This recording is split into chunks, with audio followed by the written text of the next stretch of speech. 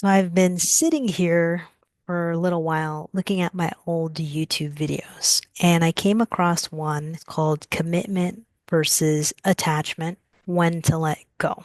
It's been a long time since I recorded that video, and I've got a lot of things to say and a lot of experience to go with it. So today, we're going to talk about commitment versus attachment, y'all.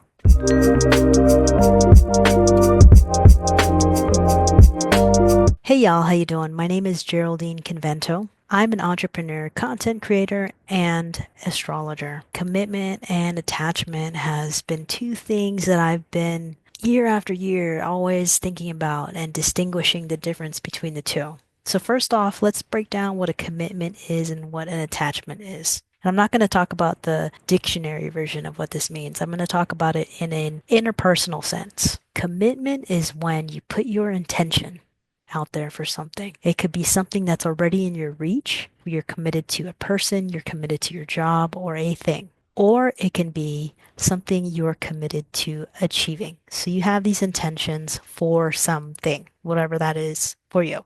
Attachment is when you're holding on very strongly, so much that you're strongly holding on to the idea that something is going to happen just as you want it to happen in the way that you want it to happen, and it must happen, or else there's usually something attached to it. When it comes to attachment, the significant difference is it does not feel good.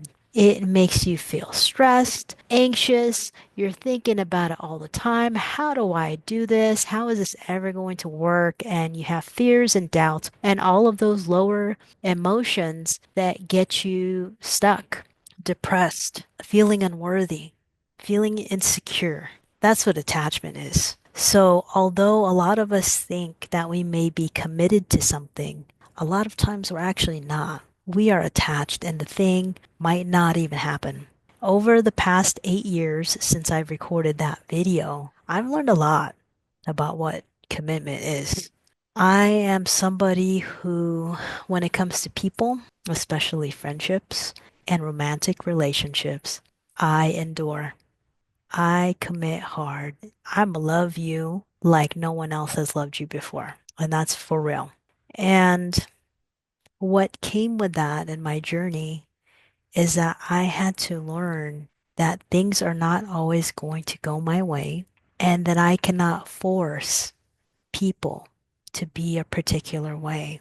As a person being in a commitment with other people, whether it's your friends, your family, or your romantic relationship, your partner, you have to accept someone as who they are. And I've had moments where that was really difficult to do. What I learned about myself while being attached to someone and the way that they behave and trying to control and judging and all of that was that when I was growing up, I thought that it was okay to be righteous. And trust me, righteousness, as it relates to something that you're fighting for, and I don't mean with a person, I mean like if there's a humanitarian cause, if there's some social injustices that you have to fight in order for something to happen. That's a different type of righteousness. It's not the type of righteousness I'm talking about. What I'm talking about is the form of righteousness where you as a person have to yell, scream, defend, and feel like you have to prove your point in order to get somebody else to change. And oftentimes that doesn't work. And it doesn't align with commitment in the form of love. Love is unconditional. And that's something over the years that I really had to learn. I saw love as being a very particular way, with a romantic partner having to be a particular way toward me. And at the end of the day, ended up learning that a lot of my righteousness, a lot of my attachments really came from the fact that I was really insecure and felt unworthy. And that was really hard for me to see. When I did, I was just like, damn, I really broke down and I learned how to be compassionate with people. And I can only speak from my own experience and my own perspective. But to me, when you commit to something, you have an intention for something to be a particular way. So, as an example, I may have a commitment to my partner. And that commitment is that I'm going to support them and love them in a way that no one else has loved them before.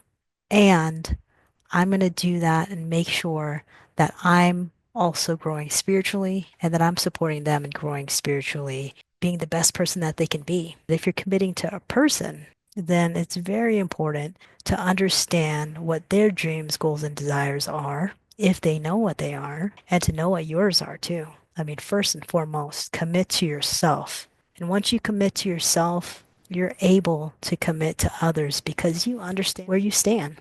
That's what I feel. I know my values, I know what my goals are, and I understand where I stand. So when it comes to the person that I love, I'm going to support them as best as I can while still honoring myself and not judging them for who they are, or what they do, or what they're not doing. I mean, for sure, I'll have conversations, but I'm not going to attach to anyone changing for me because I can only adjust the way that I act, the way that I behave, my habits, and all that. I can only be the best that I could be and hope that the person that I'm with is too. Okay, so let's talk about attachment. You can't plan things to the T. I know that sounds really opposite of what people say. You know, you have to set goals, and I'm not saying it's wrong. That's cool if you follow smart goals and it works for you. I've always been goals averse. I don't know. I mean, like, I've had a general sense of where I want to go, but setting goals and like sticking to a particular way just hasn't really worked for me historically. I made goals after this big life transition. I decided that I was going to plan my life. I was going to plan my life to the T. All my goals, I knew exactly how it was going to happen. I visualized, I made a plan to move to Denver, and I was going to be doing this, this, this, and this. And none of that happened. None of that happened.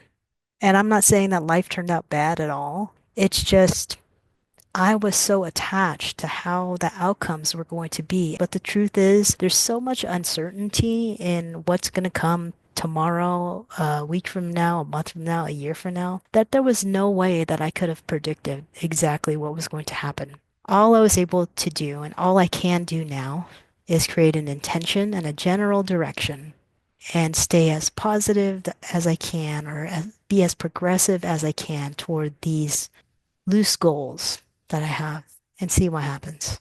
You know, it's just like being a business owner. You know, being a business owner every day, things aren't always the same.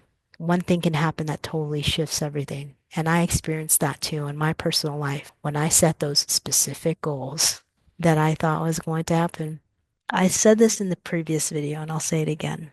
When you're committed to something, you have a drive, a direction to go.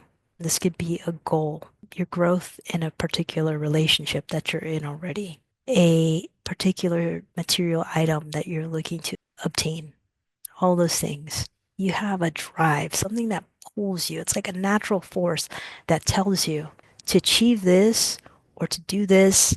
These are the steps I need to take. This is the space I have to hold for another person. These are the boundaries that I have to set in order to achieve this. This is the way that I need to protect my time in order to achieve this.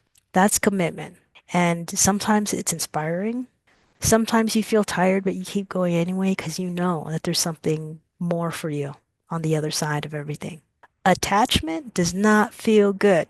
Attachment is stress, anxiety, crying in bed consistently, wishing, hoping, and yearning, and saying to yourself, it has to be this way or else this, or it has to be this way or else I won't be happy. That's attachment. And that is not healthy. So if you're considering letting go of something, if you're considering why is this person not committing to me, if you're questioning, look at if you're committed or you're attached to something. And if something is not feeling good, then make some shifts in order to make it better. Love to hear comments or questions.